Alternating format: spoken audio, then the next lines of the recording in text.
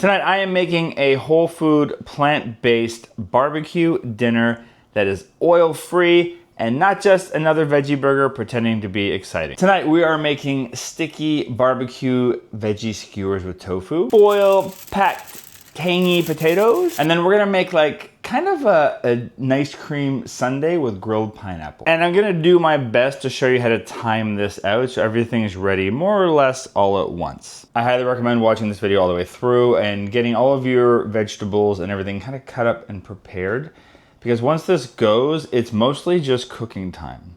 And while you're getting those veggies prepared, get your barbecue turned on and up to temperature. We wanna get it to be around like between 400 and 500 degrees Fahrenheit, because it's gonna the temperature is gonna shift away as you open the door thing, the hand, you know what I'm talking about? What's that part called? Like a bucket? What is it? What's that? The lid. There we go. Start by cutting up your potatoes into like 1/2 inch little diced pieces. Getting them to a uniform shape is pretty important here, because the ones that are too big are not gonna cook properly, and the ones that are too small might burn. The other thing you want to do while all this is happening is, if you're using wooden skewers, I'm using metal skewers so I don't have to worry about this, but if you're using wooden ones, I would start dipping them in water and letting them sit for a little while, just to avoid burning on the barbecue. A little while back on the channel, I showed you how to make like a bunch of condiments. And if you got those ready, you can use those, especially if you have our barbecue sauce already. If not, I'm gonna show you another really, really quick barbecue sauce that I'm not even gonna like put on the stove and deal with that.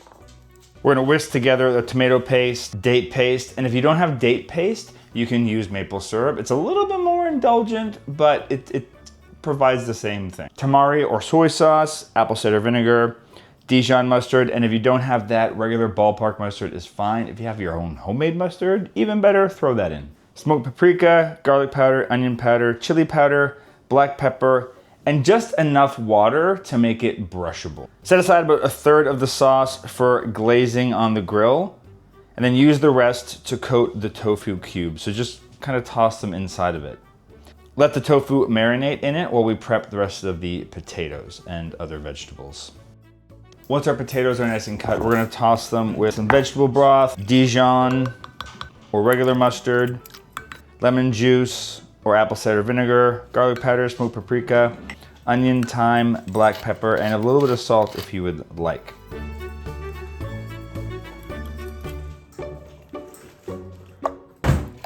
I'm gonna divide those potatoes between 2 or 3 large sheets, depending on how many you've got, with heavy duty tin foil. If you've got just regular tin foil, just double it up. And we're gonna fold those into sealed packets just like this, leaving a little bit of room inside for steam.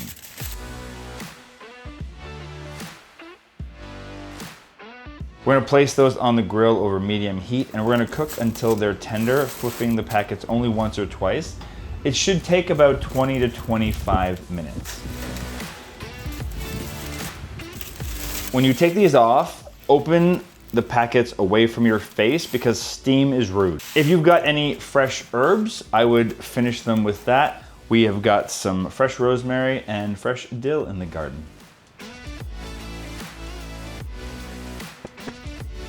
We're gonna thread the tofu and vegetables onto the skewer, alternating tofu with peppers, zucchini, mushrooms, onion, and if you have a little bit of extra pineapple from our pineapple dealio, you can throw that on there.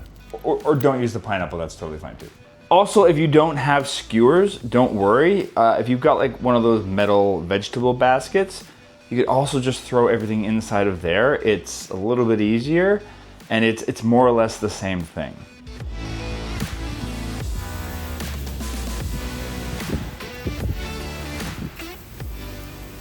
You're gonna grill that over medium heat, turning every few minutes until the tofu is browned and the vegetables are tender. And you can brush some of that reserved barbecue glaze over during the last few minutes only. You don't need to brush it right at the beginning or too early, unless you're a big fan of scraping off tomato-based cement.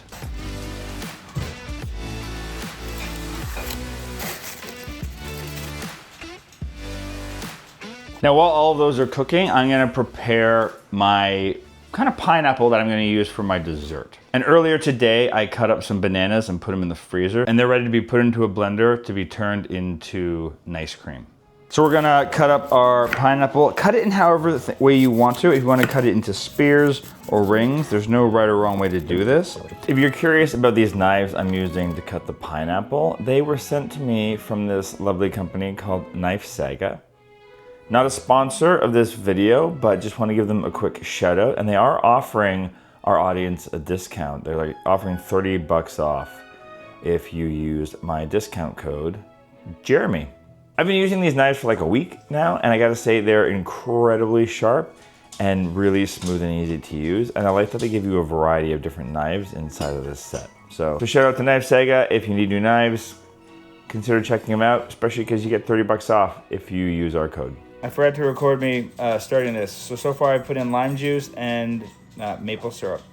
We're gonna make just a little bit of drizzle here with some lime juice, some more date paste or maple syrup, some cinnamon, and just a pinch of salt. And we're gonna mix that all around. Before we put everything on the grill, we are just going to lightly brush the pineapple with that little drizzle we just made. We're gonna grill that over medium heat just until everything's warmed through and we got some nice little grill marks. Just flip it once. While that is cooking, I'm gonna lightly toast a little bit of coconut, just so we have some nice roasted coconut. And I'm gonna make the nice cream in the blender just by throwing the bananas into my Vitamix and whirring them up, smashing them down with a little tamper thing. If you've ever made nice cream, you know how to do this.